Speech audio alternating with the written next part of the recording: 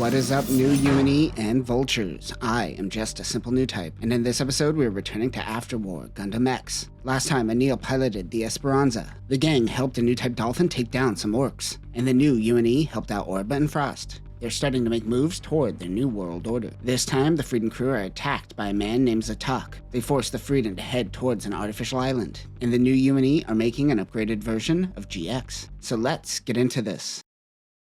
With all the chaos going down in the series, the world is actually starting to stabilize and independent nations are beginning to form post-war. The total world population currently is 98 million. A new UNE is formed from the old UNE High Command, as well as some industrialists. AIMSAT is looking over designs for the new DX Gundam. The Freedom crew are around the location of where they saw the satellite laser go off. They are no longer fighting orcs or vultures. This is organized. This is the military. Meanwhile, the new UNE are discussing many nations coming together, and they are waiting for Asia to unify, but there is much resistance. They also want to send aid to Australia because they were affected the most during the colony drop. Get wrecked in every Gundam universe, Australia. AIMSAT is too focused on new types, but there is more to building the new UNE according to the other higher-ups than just new types. AIMSAT seems to be the outcast here. Orba and Shagia's shuttle lands at Zonda Epta, a top-secret artificial island. The two are working specifically for AIMSAT's faction. The brothers are being placed under command of Katak Azamil. Shagia tests him, but he is quicker to the trigger. Ha ha ha, I'm pretty sure this breaks protocol on every military, but I'm glad you're on your feet. Katak's record shows resistance to authority. The two brothers look up at the Balient. Something tells me this should have been translated to the Valiant, but whatever. The NR-001 Balient is the first mass-produced mobile suit post-war and made by new UNE. This will become the standard for the new army. This is superior to the Daughters and is capable of flight and aerial combat. Weapons include a pair of missiles in each forearm, a beam rifle, and 2 beam sabers. The two brothers are considering abandoning AIMSAT's faction. It depends on how this next operation goes. Katak and his men are disguised as fishermen. He's practicing his lines and not nailing it. Time to get the smell of fish on you. They send out a distress signal to the Freedom and they take the bait. However, Tifa can sense that something is up. They help them out and lead them to a room on the Freedom, but it is a trap. Gorad says, "You idiot, we knew this was a trap. Your line read was terrible." It was actually Tifa who set this up. Tifa warns them that the enemy is coming. They have to prep their mobile suits. While distracted, Katak's team runs away. The Frost Bros come in and attack the ship. They are joined by a fleet of Baliants. The doctor says, "I always stay strapped." Is that a Browning High Power Mark III? Jamil chases the prisoners while Gorad and Roy handles business. You know, I think his name actually translates to Roby, but it's too late. He's Roy now. Katak's men escape, but he wants to suicide so he could be with his family. The Frost Bros notice that Katak's team fail. They take down Gundam Airmaster's wing and then bail. A new UNE pilot in the Balient stops them from retreating, so Shagia kills him. Tifa says, "You aren't dying on my watch." She saves Katak from killing himself, and they take him prisoner. Anil stumbles onto Zonda Epta and spots a new Gundam. Jamil interrogates Katak, but he doesn't want to give up anything. No candy until you speak up. He has a strong hatred for new types, especially Jamil. Anil is on the run. The Frost Brothers must kill her for stumbling onto the top-secret Gundam. They begin their attack. Meanwhile, angry man who lost his family during the war cliché is playing out. Kid tells the team that once a new type activates the satellite cannon, anyone could use it. It's just the initial activation that requires a new type, before they are able to strike down Anil. Gorad comes in to help. The brothers once again retreat. The Freedom crew swiftly saves Anil. Roy thinks that girl that almost died over there is really cute. Focus. Tanya is by Anil's side. She tells him of the island and the Gundam. The Freedom head towards Zonda Epta. Katak tells Jamil about his wife and child, and why he hates all new types. It was because Jamil was a part of the GX team that made the first move during the colony drop operation. His wife and child were on one of the colonies. Unlike Universal Century, they didn't gas their citizens first, I guess. But hold on tight, you're going for a ride. We will learn this is actually a lie. Katak's failure shows the higher-ups the need to focus on new types. The Frost Brothers stay with AIMSAT for now. They note the Freedom is approaching them and prep for battle. Gorad, Witz, and Roy talk tactics regarding the new Balient. The Gundam boys launch and take on Baliants and the Frost Bros. Katak breaks out of his cell once again. GX is able to take on both Frost Bros at the same time. Katak takes control of the Freedom's bridge. He forces the ship to get within firing range of Zonda Epta. Katak tells them of the new XX. This is built off of Jamil's old GX unit during the war. They have a visual on the island. All units fall back as the satellite cannon is activated on XX. The GX 9901 DX Gundam XX, or DX, uses Jamil's GX from the 7th War to power this new unit. This has an upgraded satellite system called the Satellite System Mark II.